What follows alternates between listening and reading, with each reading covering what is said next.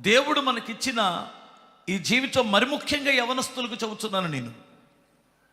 యవన కాలం అనేటువంటిది అమూల్యమైనటువంటిది. మానవ జీవితంలో యవన కాలం అంతా శ్రేష్టమైనది మరొకటి లేదు. నేను రాత్రి కారులో వస్తున్నప్పుడు ఇద్దరు యవనస్తులు రోడ్డు దాటడానికి భలే స్పీడ్గా పరిగెడుతున్నారు. వారిని చూసి టక్కున నాకు పాత రోజులు గుర్తొచ్చినాయి. స్తోత్రం చెప్పాలి. ఇప్పుడు నేను పరిగెత్తగలనా అలాగూ అనే ఆలోచన వచ్చింది.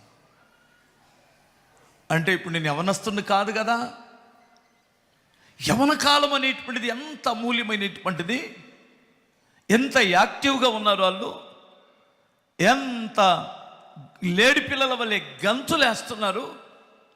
ఆ గంతులేసే టైంలో మూతి ముడుచుకొని పడుకుంటే, గంతులేసే టైంలో మూతి ముడుచుకొని ఒకరినొకరు మాట్లాడుకోకుండా ఉంటే అంత దారుణమైన బ్రతుకు ఇంకొకటి ఉందా అంటున్నాను నేను. మీరు ఏమంటారు? ఏంటి అందరూ సీరియస్గా చూస్తున్నారు? అందరూ హల్లెలూయా. రెండు చేతులు చెప్పగలరా? ఇంకొకసారి చెప్పండి.